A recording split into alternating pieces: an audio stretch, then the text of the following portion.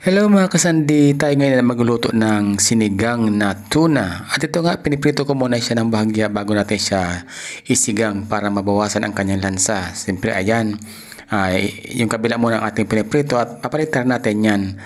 At ito nga, pagkatapos natin siyang maprito, ayan, katulad yan na nabaliktad natin siya, ililipat na natin siya doon sa ating paglalagyan. So, dahan-dahan lang ating paglilipat yan para hindi siya madurog. Ayan. So, lagyan natin sa isang lalagyan ng dahan-dahan at buong ingat para hindi siya madurog. Dahil pangit naman kapag kaya na sinigang na durog na. So, dapat buo pa rin siya kahit siya inaluto na natin ng maayos. At pagkatapos ng ating tanggalin, doon mismo sa ating pinagprituhan ay magigisa tayo doon ng ating bawang. So, ilagyan natin ang ating bawang. Ayan. At siyempre, sangkotsahin muna natin hanggang sa medyo mag-golden brown yung ating bawang bago natin ilagay ang ating sibuyas. So dahil okay na ang ating bawang, ilagay natin ang ating sibuyas. At patuloy natin pagsangkotsahin ang mga yan. Ayan. At kapag nagbago ng kanyang kulay, ay isunod naman natin dito ngayon ang ating hiniwa-hiwa dito na kamatis. Ayan, patuloy lang na tayo magigisa. Igisa natin ang ating kamatis hanggang sa lumambot at lobas ang kanyang katas para maging mas malasa ang magiging sabaw nitong ating sinigang na tuna.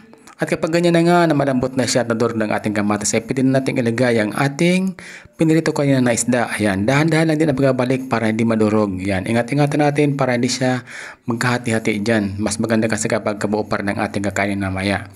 Diba? Mas maganda siya tingnan kapag ganyan. Ayan. So, dahan-dahan lang ilapat natin ang kanilang mga laman doon sa ating ginigisang kamatis. Ayan. Para mas ma-absorb niya yung mga pampalasang ilalagay natin na maya. Dapat pantay-patay sila. Ayan. At pagkatapos ganyan, tuloy-tuloy tayo sa ating pagluto. So, medyo idiin lang natin ng unti. At maya ng unti, maglalagay tayo ng ating mga panimpla. Ayan. Ilagay natin muna ang ating patis. Ayan.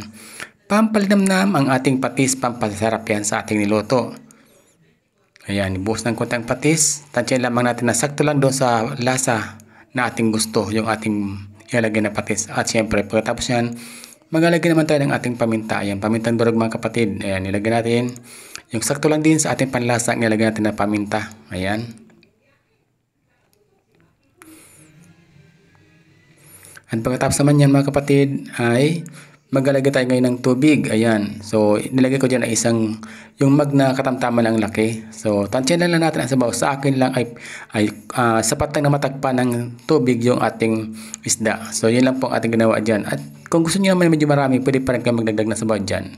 Kasi depende naman yan sa gusto natin kung tayo nagluluto. Kung gusto natin ng humigop na maraming sabaw, kung alam natin na masarap, dagdag natin sa bawa. At siyempre ito mga kapatid, pag kumulo na siya, maglalagay na ako ng asin. Ayan. So maliban sa ating patis, maglalagay na tayo ng asin para mas kumpleto ang lasa at para balanse. Kasi bakit naman kapag puro patis na lang. Siyempre maglalagay din ako nitong ating pampalnamnam para mas buo ang lasa ng ating niluto.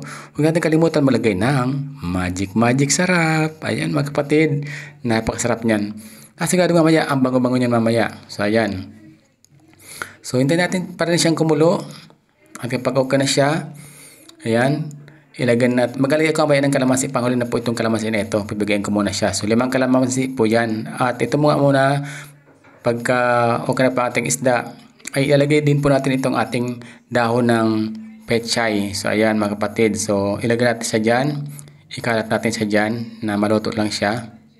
Ayan. Unti-unti kasi medyo mababaw yung ating kawali kaya dahan-dahan natin paglalagay dyan. Hindi natin pwedeng biglain. At syempre, hindi rin natin siyang pwedeng ihalo doon sa ilalim kasi baka maduro yung ating isda. Kaya dahan-dahan lamang tayo maglalagay dyan. At medyo ididiin lang natin sa ilalim para maabot siya ng tubig at maluto yung ating pechay. So, ganyan lang mga kapatid ang ating ginawa dyan. Dahan-dahan lang tayo. Ingatin natin na madurog yung ating niluluto na isda. At kapag okay na yan, kung nga pala ihabol ko itong ating sili at nakalimutan ko malagay ng siling hawa kanina. So masarap yan. So kapag luto ng ating sili ng mga kapatid ay panghuli natin ilalagay ang ating piniga na 5 pirasong kalamansi juice. Panghuli na po yung mga kapatid. At pagkatapos niya malagay natin yan ay ready na yan para iserve natin doon sa ating pagkainan. So ganyan lang kasimple mga kaibigan ang ating gagawin dyan. Ayan. Ibuhos ang sarap ng kalamansi. Ayan.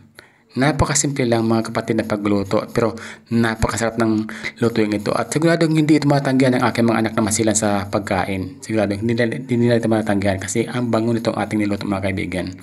At sabi ko nga, nabawasan lang sa ng ating isda. Ayan. Okay na yan. Andalin natin siya doon sa ating hapagkainan.